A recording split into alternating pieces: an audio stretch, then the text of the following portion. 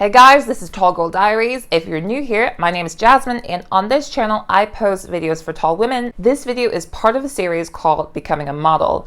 To succeed in the modeling world, you really need to understand the basics about the modeling markets, to plan your career, and figure out what choices and options you have. If you're trying to become a model, definitely click that subscribe button so you won't miss any of these future videos.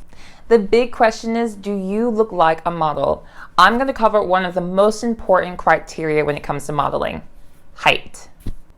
Now, the reason why height is the first video in this Becoming a Model series is because it's often the most restrictive requirement to meet, but also because there's a lot of myths about height when it comes to modeling.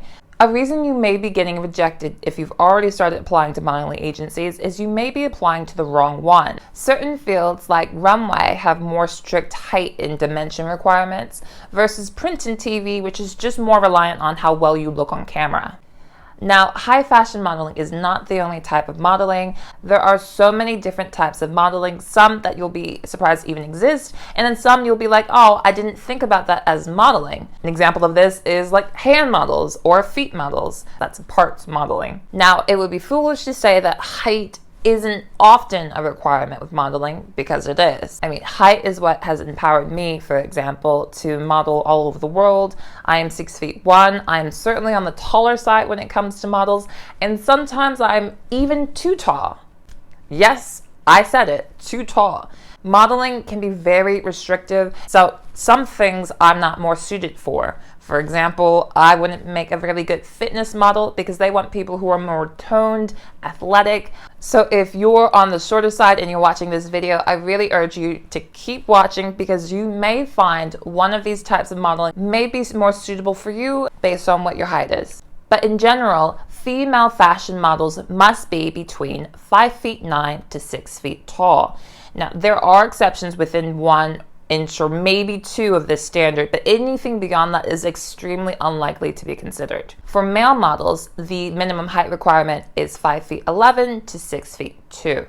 Now, I will be mostly talking about women as that's my specialty, but some of these height requirements and general basics about modeling markets can be applied to male models as well.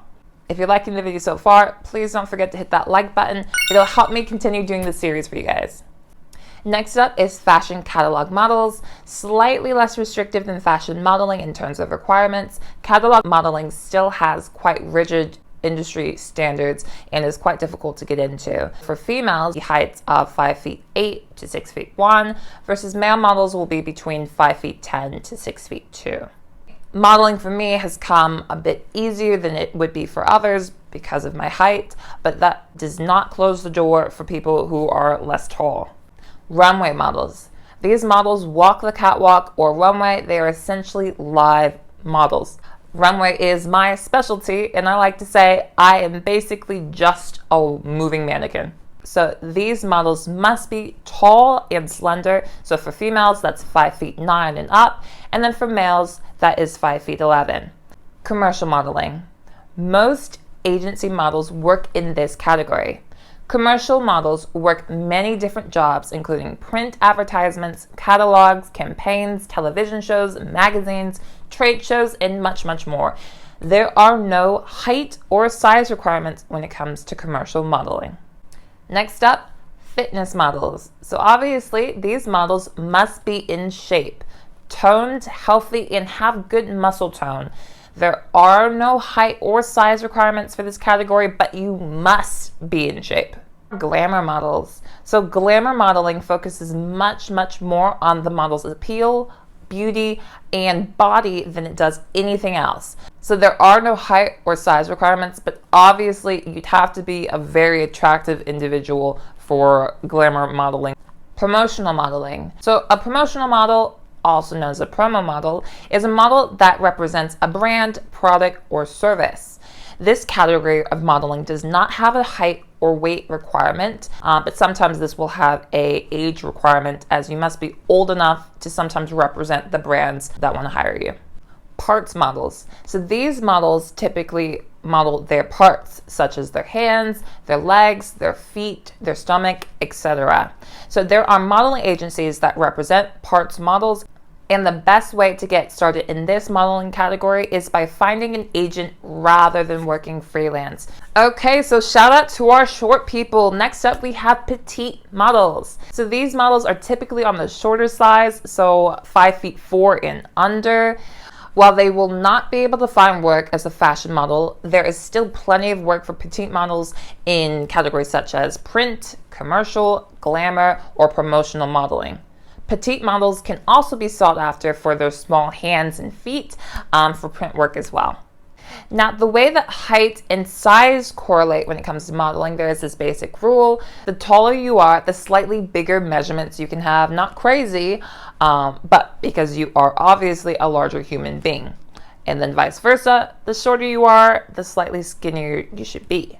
In photos, the skinnier you are, the taller you appear. So if you aren't that tall, they would expect you to have more narrow size measurements. Now, there will always be exceptions depending on the market, but the best guide is the modeling agency's website, where they will post their height, size, and age requirements and anything else.